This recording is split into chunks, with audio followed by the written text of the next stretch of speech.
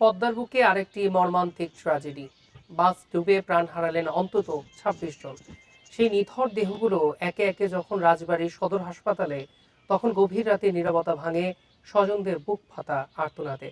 রাতে স্বজনদের কাছে হস্তান্তর করা হয় মরদেহ। এখনো কয়েকজন নিখোঁজ বলে দাবি স্বজনদের। গভীর রাত, চারপাশে নীরবতা। সেই নীরবতাকে বারবার চিরে দিচ্ছে স্বজন হারানোর বুক ফাটা কান্না।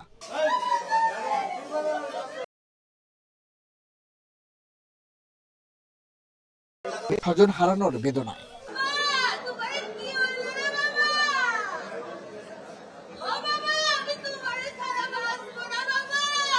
অ্যাম্বুলেন্স থেকে নামানো হচ্ছে এক একটি মরদেহ, সঙ্গে সঙ্গে ভেসে আসছে নতুন আর্তনাদ। মায়ের কান্না, ভাইয়ের হাহাকার কিংবা সন্তানের ডাকে ভারী হয়ে ওঠে পুরো হাসপাতাল এলাকা। আমার ছোট মেয়েটাকে নিয়ে কোলে নিয়ে আমি নিচে আসছি, আর বড় মেয়ে এবং আমার ওয়াইফ গাড়িতে ছিল। আমার মতো আরো অনেকে বাচ্চা নিয়ে নিচে নামছে। গাড়িটা দাঁড়াইছে গরম।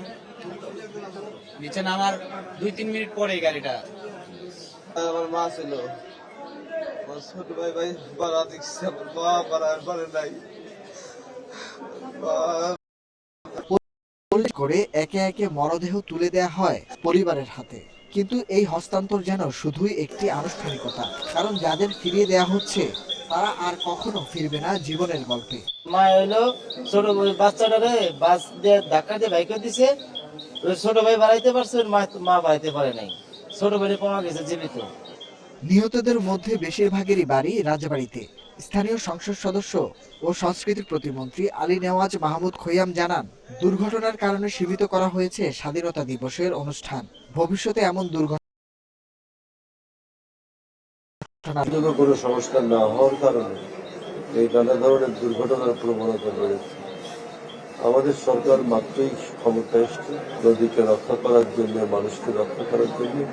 ইতিমধ্যেই সরকার অনেকগুলো প্রতিশ্রুতি দিয়েছে এবং সেগুলো বাস্তবায়নের জন্য আমরা সচেষ্ট আছি। একটি দুর্ঘটনা শুধু প্রাণী কেড়ে নেয়নি, ভেঙে দিয়েছে অসংখ্য স্বপ্ন, ছিন্ন করেছে একটি পরিবারের ভবিষ্যৎ। Nahid Kamal, independent news. পদ্মা নদীর দৌলতদিয়া ঘাটের মর্মান্তিক দুর্ঘটনায় উদ্ধার তৎপরতার সবশেষ খবর জানাতে রাজবাড়ী থেকে যোগ দিচ্ছেন আমাদের সহকর্মী আদিলুর রহমান।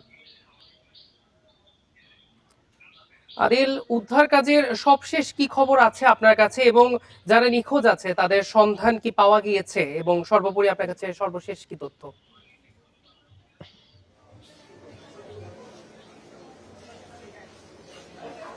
দেখুন, উদ্ধার কাজ আপাতত বন্ধ রাখা হয়েছে, তবে সাময়িক পুরোপুরি সমাপ্তি ঘোষণা করা হয়নি। তার কারণ নিখোঁজ ব্যক্তিটির কথা বলেছিলেন পরিবারের স্বজনরা। জাহাঙ্গীর আলম, তারকে খুঁজে পাওয়া গিয়েছে, তার মরদেহ উদ্ধার করা হয়েছে। এরপরে আর কোনো নিখোঁজের তার স্বজন নিখোঁজ আছেন এই দাবিটি করেননি। তবে প্রশাসনের পক্ষ থেকে এখন পর্যন্ত যেটি করা হয়েছে সেটি হচ্ছে যে যদি কোনো স্বজন আসেন যে তার কোনো নিখোঁজ রয়েছেন, সেক্ষেত্রে আবার যেন উদ্ধার তৎপরতাটি চালাতে পারে, কারণ উদ্ধার তৎপরতা আপাতত সাময়িকভাবে বন্ধ রাখা হয়েছে। তবে এখন যে আনুষ্ঠানিকতাগুলো চলছে সেটি হচ্ছে যে মরদেহ হস্তান্তরের আনুষ্ঠানিকতা। আপনি জানেন যে আজকে সকালবেলায় আরো ৩ জনের মরদেহ পদ্মা নদী থেকে উদ্ধার করা হয়েছে, অর্থাৎ এ নিয়ে মৃতের সংখ্যা দাঁড়ালো ২৬ জনের। সেই ৩ জনের মরদেহ পরিবারের স্বজনরা এসেছেন, তাদের কাছে হস্তান্তর রাখা হয়েছে। যাদের আজকে কাজে যোগ দেবার কথা ছিল, বাড়ি থেকে প্রিয়জনের কাছে ঈদ উদযাপন শেষ করে কর্মস্থলে যাচ্ছিলেন, তারা আবার ফিরবেন কিন্তু তার নিথর দেহ নিয়ে। এই ৩ জনের মরদেহ কিছুক্ষণের মধ্যেই পরিবারের কাছে হস্তান্তর করে দেওয়া হবে। আর একজন নারী রয়েছেন যার মরদেহ হিমঘরে রাখা হয়েছে। সেই নারীর বাড়ি দিনাজপুরে।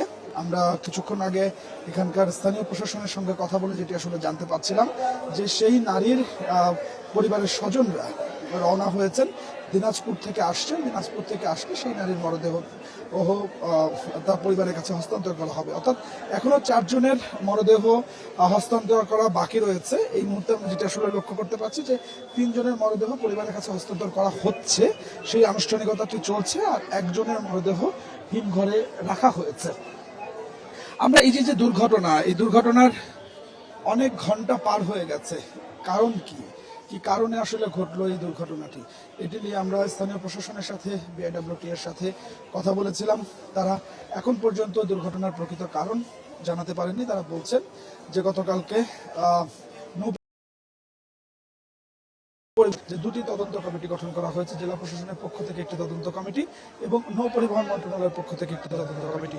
মূলত এই 2টি তদন্ত কমিটি 3 কার্য দিবসের মধ্যে তাদের যে তদন্ত প্রতিবেদন, সেই তদন্ত প্রতিবেদনটি আসলে জমা দিবে। তো সেই তদন্ত প্রতিবেদন জমা দিলে তখন আসলে এই যে দুর্ঘটনা, সেই দুর্ঘটনার যে প্রকৃত কারণ, সেই দুর্ঘটনার প্রকৃত কারণটি আসলে জানা যাবে বলে কিন্তু আসলে আমাদেরকে জানানো হচ্ছে। তবে একটি বিষয় আসলে লক্ষণীয়, সেটি হচ্ছে যে পল্টনের উপরে বাসটি যেটি আসলে দাঁড়িয়েছিল, সেই পল্টনের উপরে যে কোনো যানবাহন দাঁড়ানো আসলে নিষেধ।